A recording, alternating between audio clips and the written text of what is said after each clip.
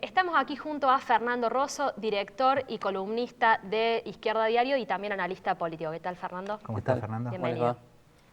Bueno, ya hemos visto una ronda electoral, no ya anticipada, más o menos 10 rondas electorales de las distintas provincias. ¿Qué análisis podrías hacer de cómo se va configurando el panorama político, las tendencias políticas de los principales partidos tradicionales? Sí, hay varias aristas, digamos, de cuál tomar el panorama electoral que hay hasta ahora.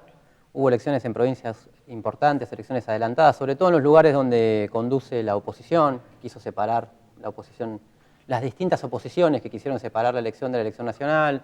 Hubo elecciones, bueno, acá en Córdoba, hubo elecciones en Mendoza, en Salta, en Santa Fe, donde hubo una crisis importante, hubo elecciones en Neuquén y en Río Negro, digamos. Y en La Rioja también. Y en La Rioja también hubo elecciones legislativas en Corrientes. Una primera lectura es que en la mayoría triunfaron los oficialismos, digamos, de distinto tipo, algunos que responden al gobierno nacional y otros que son de la oposición, pero son oficialismo en las provincias. Solo 2 provincias cambiaron de signo, digamos, que creo que es Mendoza una de ellas y Tierra del Fuego la otra. Y esto estuvo en debate, fueron varias discusiones que hay en relación a eso. Una de las cosas más interesantes que me parece a mí es la cuestión de que tener el poder del Estado por parte de los partidos en un momento donde hay cierta estabilidad económica le da una ventaja a los partidos que están en el gobierno y detentan el poder y detentan los recursos del Estado, ¿no? Entonces, esa es una lectura, es una primera lectura que habla de una crisis de los partidos políticos porque son mucho más dependientes del Estado y de la financiación empresaria, la mayoría de los partidos que responden a los empresarios, que movimientos militantes, ¿no? Entonces, y en un momento digo de estabilidad porque se logró una estabilidad económica relativa, con una situación igual de estancamiento económico, y de agotamiento de las condiciones que permitieron lo que estos años se llamó el modelo, que se dio gracias a la devaluación del año pasado, del 2014, y a la política recesiva que tuvo el gobierno para tratar de contener la inflación, digamos. O sea, empezó a aplicar un plan de ajuste, ya con la devaluación, que logró contener los indicadores de la economía en condiciones mucho más bajas o mucho más precarias de lo que se venía viendo. 2012 fue un año de alta inflación, de pérdida del poder adquisitivo. Estuvo la cuestión de la fuga de dólares, por lo cual después se aplicó el cepo. Entonces, con eso desató la devaluación, que permitió una estabilización, no por las virtudes, digamos, como dice el oficialismo del modelo, sino porque lograron contener, por ejemplo, el déficit comercial a través de que se achicó la producción nacional porque hubo una política recesiva que lleva 2 años y por lo tanto eso que hacía una salida de dólares importante se contuvo. La inflación también, si hay menos consumo hay menos inflación. Entonces hubo un plan de ajuste que le permitió más o menos surfear la crisis que había fuerte en el 2012 y logró cierta estabilidad. En ese marco es que triunfan los oficialismos en las distintas elecciones provinciales y que se va configurando en el panorama nacional ya en otro plano los principales competidores, digamos, que van a competir en las PASO y que van a terminar compitiendo en octubre, ¿no? Por un lado, en el oficialismo se impuso la línea del sciolismo, de un peronismo más moderado, y por el otro lado, alentado en parte por el gobierno, queriendo polarizar con Macri como el opositor, que en cierta medida le conviene al gobierno tener un opositor a medida, y eso terminó desinflando el proyecto de Massa, que había tenido una elección importante en el 2013 porque había logrado superar al peronismo nada más que en su centro de gravedad, que era la provincia de Buenos Aires, había ganado el peronismo en ese momento. El giro del gobierno, digamos, hacia encumbrar a Scioli como su propio candidato y poner como opositor a Macri, terminó dejándolo en un no lugar a Massa, que terminó haciendo un acuerdo, con De la Sota, y va a una interna, pero en la que tiene pocas posibilidades, desde un punto de vista, de remontar en 3/3 como estaba planteado hasta ahora. Tomando desde ese punto de vista, eso generó un tercer elemento, digamos, importante, es que en el oficialismo generó una crisis porque fueron bajando a todos los candidatos primero que se reivindicaban progresistas, que tenían un discurso más nacional, popular, etcétera, Tayana, Rossi. El famoso baño de humildad. El famoso baño de humildad que se dieron prácticamente todos, y a Randazzo lo bañaron ya después. Porque buscaron a la ducha. Claro, directamente le dieron un baño obligado, digamos, porque creía que iba a competir. Y Randazzo era como la última trinchera de resistencia que buscaba ciertos sectores del progresismo para no tener que votar a Scioli. No porque Randazzo era muy diferente a Scioli. Yo hablaba justamente lo acompañé a Nicolás por los medios de acá de Córdoba, y hablaba con un periodista kirchnerista que vota a Scioli, y él desde su propio lugar decía, claro, porque algunos sectores de nuestro movimiento decían no querían votar al dualdista Scioli, querían votar al dualdista de Randazzo. Decía, entonces yo no los entiendo, dice. Y bueno, yo le decía, sí, tenés razón, porque eso en verdad es así. Pero era una forma, expresaba un sector del oficialismo en el cual trataba de no terminar en esto que es encumbrar a un menemista, yo escribí un artículo para La Izquierda Diario en estos días que decía a un militante de la antipolítica, totalmente formado en el menemismo, nació la vida política con el menemismo, bueno, pasó por el... saludó cuando estuvo en La Rioja, ahora en el triunfo claro, ahora le devolvió gentilezas y dijo que era su padre político, que lo saludó cariñosamente, aparte, se encargó de decir que era cariñosamente, pasó por el dualdismo, lo acompañó hasta Rodríguez Sá, en ese pequeño interregno que tuvo, lo acompañó hasta San Luis, de donde renunció, y fue el que trajo la renuncia. Y después se hizo kirchnerista, y siempre le tuvieron desconfianza desde el gobierno y todo lo demás, y muchos sectores opinaban que no iban a terminar en Scioli como su propio candidato, lo cual demuestra un movimiento a largo plazo, si se quiere, está bien, del kirchnerismo, que empezó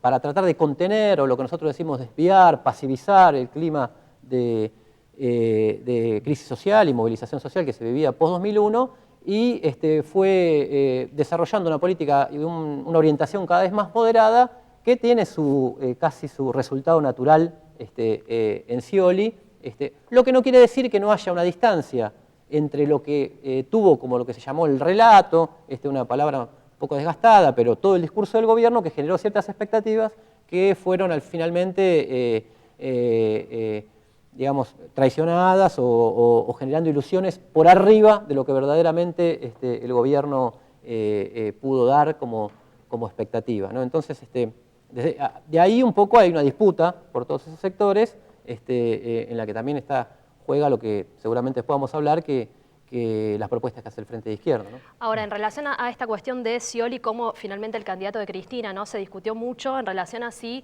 Scioli se había kirchnerizado, si el kirchnerismo se estaba sciolizando, ¿no? ¿Qué podemos decir al respecto? Bueno, sí, es una discusión que es un poco de las dos cosas, ¿no? Porque el kirchnerismo, digamos, lo primero que se aprovechó al principio del 2002 fue de la devaluación contra el salario obrero, que permitió bajar el valor de la fuerza de trabajo y hacer a la Argentina competitiva. La gran capacidad ociosa que había en la economía de la Argentina, y por lo tanto logró un crecimiento que permitió entre el 2003 y el 2007 aumentar el empleo, que creció un 7%, ya 2007-2011 creció al 2%, y de 2011 en adelante ya prácticamente no creció el empleo privado, sí el empleo público, ¿no? Y el otro gran vector o índice que permitió el crecimiento fue lo que se llamó el viento de cola, o el aumento de los precios de las materias primas, que tuvo que ver con los vaivenes de la economía internacional, digamos.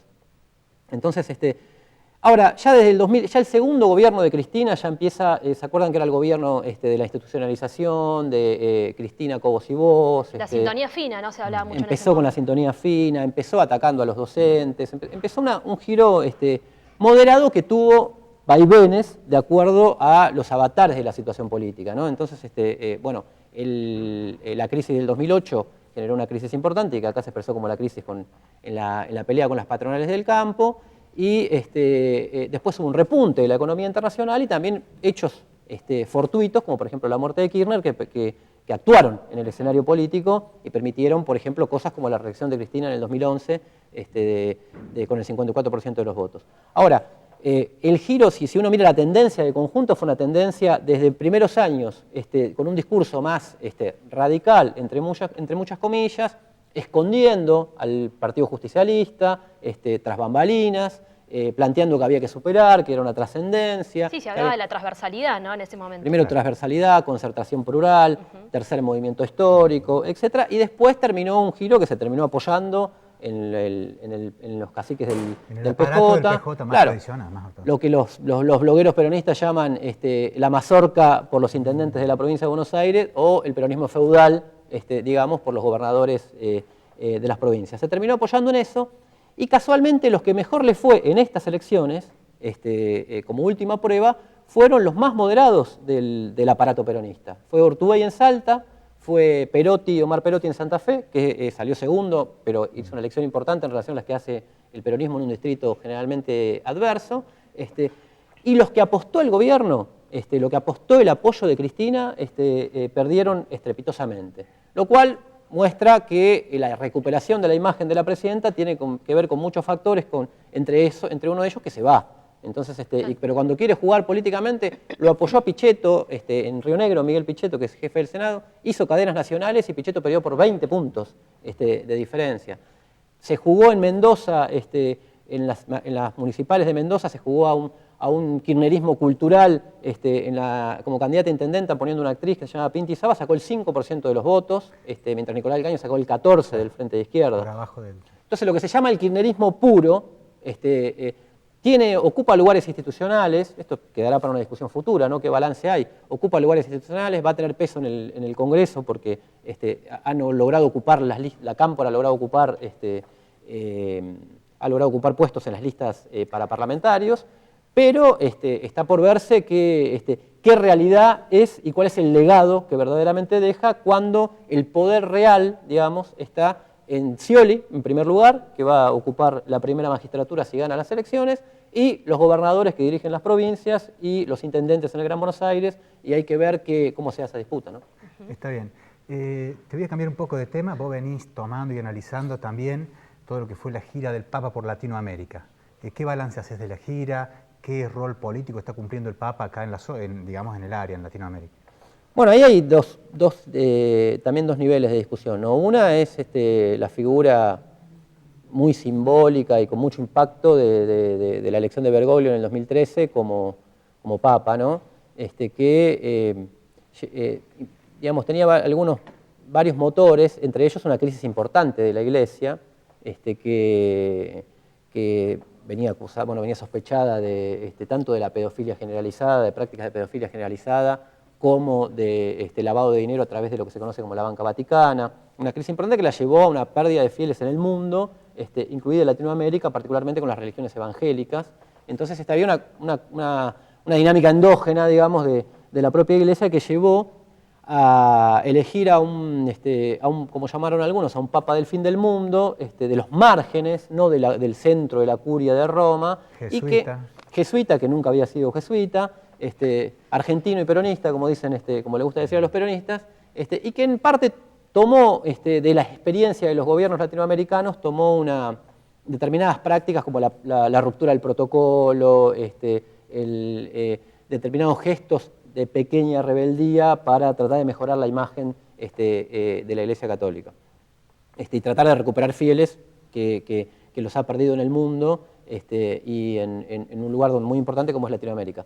Esta gira particularmente tuvo una cosa importante que se da en un momento en el cual las experiencias de los que se llaman gobiernos neoliberales, progresistas o que algunos llaman populistas están, como en la propia Argentina, en un momento de agotamiento y de crisis. Entonces, la Iglesia, hay una nota de Cantelmi, que es analista internacional de Clarín, que es muy interesante, que dice, seguramente se vienen años en lo cual lo demuestra la caída de las bolsas en China y la volatilidad del mercado financiero internacional, la crisis internacional que no se recupera, el agotamiento de las condiciones que permitieron a los gobiernos latinoamericanos el crecimiento que lograron hasta ahora, lo vivimos propiamente en Argentina, etc. Y antes de que la pobreza tome rasgos radicalizados con la izquierda dura, lo dice Cantelmi, no nosotros, la Iglesia prefiere ponerse al frente, apaciguando, con la ideología que toda la vida tuvo Bergoglio, de un tutelaje de la pobreza y de una crítica al capitalismo más salvaje, etc. Es un rol bien político, es un rol estratégico, digamos, que trata de recuperar la Iglesia, de lo cual Bergoglio es quizás uno de los más políticos y de los más conscientes en que tiene que cumplir esa función. En la transición argentina, particularmente, es muy importante. Imagínense que no puede no puede permitirse el lujo de que tener una crisis importante en el propio país de donde es el Papa, ¿no? Entonces opera políticamente todo el tiempo y tiene sus relaciones, en principio, unas preferencias dichas por todos y que son evidentes por el mismo Scioli, cosa que le juega a favor. Tuvo un enfrentamiento histórico con Massa, que es el único, se sacó fotos con cualquiera, el único con el que no se pudo sacar una foto fue con Massa. Pero Julián Domínguez, por ejemplo, uno que está jugando fuerte en la interna del Frente para la Victoria en la provincia de Buenos Aires, es un hombre muy cercano a Bergoglio. También lo tienen otras fuerzas políticas, como Michetti en el PRO o la propia Elisa Carrió, pero más bien que está arbitrando en la realidad argentina, intentando que el Cuiden a Cristina tenía ese mensaje, digamos, de que arbitrando de que dentro del peronismo surja un nuevo orden, bendecido, digamos, por el Bonaparte universal que es en el que se ha convertido Francisco. Digamos, su rol estratégico todavía está por verse, es muy importante como elemento, como factor, digamos, de contención, evidentemente reaccionario, por el rol que tuvo históricamente la Iglesia en la Argentina y por el rol que cumplió mundialmente, pero que hoy casualmente tiene un discurso más progresista, más popular, etcétera, en el cual la mayoría del kirchnerismo olvidó las críticas de sus años, sus dudosos años, cuando era cardenal bajo la dictadura militar en la Argentina, ¿no? Que era una crítica importante que hacían periodistas como Berbisky y otros, y sin embargo pasaron a un segundo plano y ahora somos todos papistas, parece, qué sé yo. Pero bueno, esa es más o menos la relación que puede haber con esta gira y la situación en Argentina, ¿no? Bueno, en el marco de las distintas rondas electorales, la izquierda, el Frente de Izquierda se ha venido consolidando, ha venido creciendo y ahora tiene por delante las PASO, ¿no? ¿Qué análisis podés hacer de estas PASO para la izquierda? Bueno, ahí creo que Javier planteaba algunas cosas antes, también en la entrevista que se pasó de Nicolás planteaba también algunos elementos. Si se quiere una definición, hay una consolidación del Frente de Izquierda en todas las elecciones. Elecciones importantes en Salta, elecciones importantes en Santa Fe después de la crisis. Primero no había pasado por el fraude, no había pasado las PASO, lo terminó superando ese obstáculo. Una elección muy importante acá en Córdoba, 3 legisladores, histórico. Una elección importante en la ciudad de Buenos Aires. Ahora va a una disputa en la cual, como ya lo explicaron los compañeros, no se llegó a una lista unitaria, sobre todo entre las dos principales fuerzas, que Jorge Altamira del Partido Obrero y Nicolás del Caño, y se va a unas PASO que son interesantes desde el punto de vista de cuál es la mejor manera para fortalecer al Frente de Izquierda, ¿no? Entonces, la lista Renovar y Fortalecer el Frente de Izquierda que encabeza del Caño y que encabeza acá Hernán Pudú, Laura Vilches, Alejandro Vilca en Jujuy, Miriam Bregman lo acompaña en la fórmula, etcétera, apuesta a en esa disputa por la juventud lograr que el Frente de Izquierda reproduzca lo que del Caño logró en Mendoza. ¿Está bien? El fenómeno del Caño y el fenómeno del Frente de Izquierda en Mendoza van 7 elecciones consecutivas. La elección de Córdoba fue muy importante, la de Salta fue muy importante, pero en Mendoza hicieron 7 elecciones consecutivas de 2 dígitos que logró el Frente de Izquierda. Entonces, lograr nacionalizar eso es un poco la apuesta que estamos haciendo, ¿no? Bien, bueno, lamentablemente nos hemos quedado sin tiempo. Fernando, muy interesante. Muchas gracias, Fernando. Te agradecemos. Gracias a ustedes y saludos. Bueno.